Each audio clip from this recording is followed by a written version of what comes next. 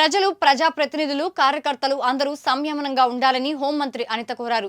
రాష్ట్రంలో శాంతి భద్రతలకు ఆకంఠం కలిగించేందుకు అరాచక శక్తులు కొన్ని పనిచేస్తున్నాయని ఆమె ఆరోపించారు. క్రిమినల్స్ దండించే విషయంలో పార్టీలు, కులాలను పరిగణలోకి తీసుకునే ప్రసక్తే లేదని ఆమె తేల్చి చెప్పారు. మైనర్ బాలికలపై జరుగుతున్న అత్యాచారాలను అరికట్టేందుకు క్షుణ్ణంగా అధ్యయనం చేస్తున్నామని, దగ్గర బంధువుల ద్వారానే ఇలాంటి ఘటనలు జరుగుతున్నాయన్నారు. విద్యార్థులతో పాటు తల్లిదండ్రులకు సైతం అవగాహన సదస్సులు నిర్వహించేలా మహిళా, శిశు సంక్షేమ, విద్య, పోలీసు శాఖల సమన్వయంతో కమిటీలను నియమిస్తామని హోంమంత్రి చెప్పారు. ఈరోజు ప్రజలందరికీ కూడా ఒక అప్పీల్ పెట్టడానికే నేను ఈరోజు మీడియా ముందుకు రావడం జరిగింది. వాట్ ఎవర్ ఇట్ మేబీ, ఇప్పుడు లాస్ట్ 5 years ఏదైతే జగన్మోహన్ రెడ్డి తాలూకా సైకో పరిపాలనలో లా అండ్ ఆర్డర్ కానీ, అదేవిధంగా పోలీస్ వ్యవస్థ కానీ ఎంత నిర్వీర్యం అయిపోయింది, పోలీస్ వ్యవస్థని ఏ రకంగా అడ్డదారులు తొక్కించారు, ఏ రకంగా వాళ్ళ స్వార్థం గురించి వాడుకున్నారన్న సంగతి మనందరికీ కూడా తెలుసు. అయితే ఇప్పుడు గవర్నమెంట్ మారింది, చంద్రబాబు నాయుడు గారికి అదేవిధంగా ఎన్డీఏ కూటమికి ఈరోజు గవర్నమెంట్ అధికారం చేతిలోకి వచ్చిన తర్వాత కూడా కొన్ని శక్తులు, అరాచక శక్తులు ఏ రకంగానైనా లా అండ్ ఆర్డర్లు ఇబ్బంది పెట్టాలి, దానికి మళ్ళా కులాన్ని ఆపాదించాలి, దానికి పార్టీని ఆపాదించాలి అన్న ఉద్దేశంతో కొన్ని అల్లర్లకి దారితీసే పరిస్థితి కనిపిస్తూ ఉంది. ఏ రకంగానైనా గవర్నమెంట్ మీద బురద జల్లాలి అన్న కాన్సెప్ట్లో చాలామంది కొన్ని ప్రయత్నాలు అయితే జరుగుతూనే ఉన్నాయి. నేనేం చెప్పదలుచుకున్నానంటే, ఏదైనా ఒకటి మాత్రం క్లియర్ అండి. గౌరవ చంద్రబాబు నాయుడు గారు ముఖ్యమంత్రి వర్యులు చెప్పింది ఏంటంటే, క్రిమినల్కి క్యాస్ట్ ఉండకూడదు, క్రిమినల్కి పార్టీ ఉండకూడదు. క్రిమినల్ ఈజ్ క్రిమినల్ అంతే. అది ఎలాంటి ఏ పార్టీ వాడైనా అనవసరం, ఏ క్యాస్ట్ వాడైనా అనవసరం, ఎవరైనా అనవసరం. క్రిమినల్ అన్నవాడు ఎట్టి పరిస్థితుల్లోని కూడా తప్పించుకోవడానికి లేదు, ఎట్టి పరిస్థితులు శిక్ష పడాలి. ఇదే concept. At the same time Chandrababu Naidu గారు వస్తున్నారు, గవర్నమెంట్ వస్తుంది అంటేనే ప్రజలందరికీ కూడా ఒక రకమైన భరోసా ఉంటుంది. చంద్రబాబు నాయుడు గారు లా అండ్ ఆర్డర్ని కంట్రోల్ చేయగలరు, at the same time crime రేట్ని కూడా తగ్గించగలరు అన్న ఒక మంచి ఒపీనియన్ కూడా గవర్నమెంట్ ప్రజలందరిలోని కూడా ఉంది. దీన్ని ఏదో రకంగా డిస్ట్రాయ్ చేయడానికి కంపల్సరీగా ఒక రకంగా చెప్పాలంటే, నేను చెప్పేది ఏంటంటే, వాళ్ళ కక్ష సాధింపు చర్యలు అనొచ్చు, లేకపోతే కవ్వింపు చర్యలు అనొచ్చు, ఏదైనా కూడా కొన్ని ఇప్పుడు పొంగునూరు లాంటి సిచ్యువేషన్స్ అనేవి జరుగుతూనే మనకి కనిపిస్తూ ఉన్నాయి.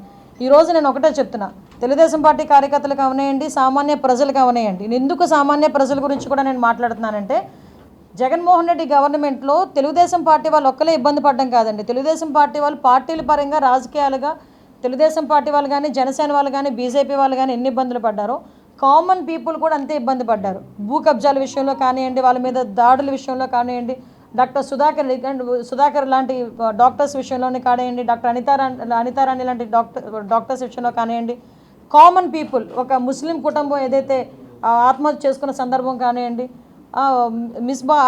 ఒక అమ్మాయి సూసైడ్ చేసుకుని 10th క్లాస్ అమ్మాయి సూసైడ్ చేసుకునే విధానం కానివ్వండి, చాలామంది స్నేహలత అనే అమ్మాయిని చంపేయడం కానివ్వండి, నాగమ్మ అనే అమ్మాయిని చంపేయడం కానివ్వండి, ఇలాంటి అంటే పొలిటికల్కి సంబంధం లేకుండా ఉన్న సివిలైన్స్ కూడా చాలామంది ప్రజలు కూడా ఇబ్బంది పడ్డారు. వీళ్ళందరి పరిస్థితి ఇప్పుడు ఎలా ఉందంటే, పరిస్థితి 5 సంవత్సరాలు చాలా ఇబ్బందులు పడ్డాం. ఈ 5 సంవత్సరాలు చాలా మేము నరకం చూసాం. సో ఈరోజు ఏదైనా ఒక విషయంలో ఒక ప్రొయాక్టివ్గా ఒక స్టెప్ తీసుకోవడానికి కొంచెం సిద్ధపడుతున్నారు కొంతమంది. నేనేమంటానంటే, మీతో పాటు అందరూ సఫర్ అయిన వాళ్ళమే. అందరికన్నా ఎక్కువగా చంద్రబాబు నాయుడు గారు, పవన్ కళ్యాణ్ గారు కూడా సఫర్ అయ్యారు. చంద్రబాబు నాయుడు గారిని ఏ రకంగా ఇబ్బంది పెట్టారో మనందరికీ కూడా తెలుసు. పవన్ కళ్యాణ్ గారు నడి రోడ్డు మీద ఆయన్ని ఈవెన్ నగర బహిష్కరణ అన్న రకంగా కూడా ఆయన్ని ట్రీట్ చేయడం కూడా మనందరం కూడా చూస్తున్నాం. ఇటువంటి సిచ్యువేషన్స్లో ఈరోజు మనం అధికారంలో ఉన్నాం. అధికారంలో ఉండేటప్పుడు సంయమనం పాటించాల్సిన అవసరం తెలుగుదేశం పార్టీ కార్యకర్తలు కానీ, జనసేన పార్టీ కార్యకర్తలకు కానీ అందరికీ కూడా ఉంది. ఎందుకంటే వాళ్ళు రెచ్చగొట్టే తీరులో ఉన్నారు. ఏ రకంగానైనా బురద జల్లే పరిస్థితిని తీసుకొస్తున్నారు. వాళ్ళు ఎంత తెలివైన వాళ్ళంటే, కోడికత్తి శ్రీను డ్రామా ఆడి ఒక్కసారి సీఎం కుర్చీలో కూర్చున్నారు, మళ్ళీ గులకరాయి డ్రామా ఆడి మళ్ళీ సీఎం కుర్చీలో కూర్చోవడానికి కూడా సిద్ధపడ్డ వ్యక్తులు వాళ్ళు. సొంత బాబాయిని చంపి తిరిగి ఆ రక్తాన్ని చంద్రబాబు నాయుడు గారికి రాయాలని చూసిన వ్యక్తులు వాళ్ళు. అలాంటి వాళ్ళు ఈరోజు 164 ఇంచుమించుగా మనకు మ్యాండేట్ ఇస్తే, దాన్ని కూడా ఏదో రకంగా డిస్ట్రాయ్ చేయడానికి, గవర్నమెంట్ మీద బురద జల్లడానికి వాళ్ళు చేసే ప్రయత్నాలు చేస్తున్నారు. మీకు బాధ ఉండడంలో తప్పు లేదు.